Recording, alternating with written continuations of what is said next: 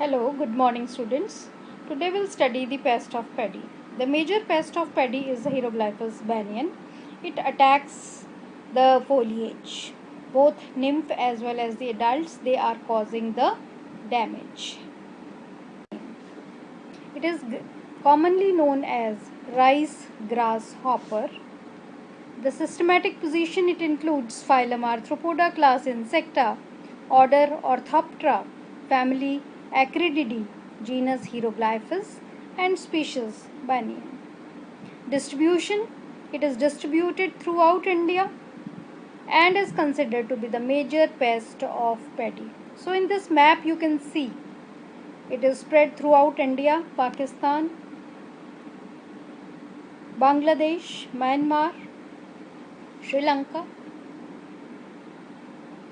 The adults are medium-sized insects, uniformly greenish. They measure about 5 centimeters in length. They are polyphagous. They attack other crops also like millets, sugarcane, sorghum, maize, pigeon pea. The breeding season is from October to December.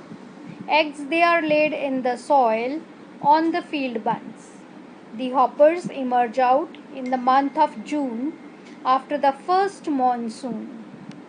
They feed on the leaves of paddy or the grasses on the buns. The hoppers take 70 days in case of male and 80 days in case of females to become sexually mature. The female starts laying eggs by inserting her abdomen in the soil. The eggs are laid 5 to 8 centimeter deep in pods, each containing 30 to 40 eggs inside the soil. Nature of damage. Damage is basically caused by both adults and the nymphs. They are polyphagous pests. The greatest amount of damage is caused during August to September when both adults and nymph feed on the paddy and other crops, causing defoliation. Both young and adult stages feed upon the leaves and shoot of paddy. They can also cut off the ear heads. So this is the diagram of the rice grasshopper with very strong hind legs. See the musculature in the case of femur. So it jumps with the help of the hind legs. So it has got cutting type of mouth parts. The life cycle, it includes egg, nymph and the adult. Various nymphal stages they are there. Eggs, they are laid in the soil from where the nymphs, they will emerge out, and the nymphs as well as the adults, they feed on the foliage. They feed on the leaves of the crops. Control measures. The control measures, it includes cultural manipulation of crop and its environment, biological control, microbial preparation, sex pheromones as well as the chemical control. Basically the egg masses, they are destroyed by plowing the field and exposing the eggs to the birds. Second very important is the introduction of Coeliohieroglyphi, that is the parasitic wasp whose known target host includes the eggs of the grasshopper. As majority of the eggs, they are laid in the soil in uncultivated areas or on the buns or molds within the cultivated areas. The uncultivated areas should be reduced as much as possible.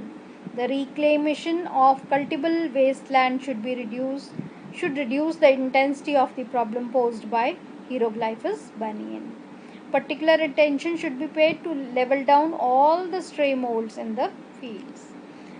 The nymphs of Hieroglyphus banyan emerge from the soil about 1 week after the onset of monsoon. During this period, the eggs infested areas can be treated with persistent insecticide which kill the emerging nymph. The nymphs remain in the area where they emerge from about 2 weeks after the emergence. This period should be utilized for direct application of insecticides. Phenytophthora sprays are used. So this is how the life cycle of Hieroglyphus banyan is there. The adult feeding on the leaves and the female laying eggs in the soil with abdomen inserted into the soil, and the 30 to 40 eggs, they are laid in case. The eggs, they'll mature, they'll develop to form the nymphs.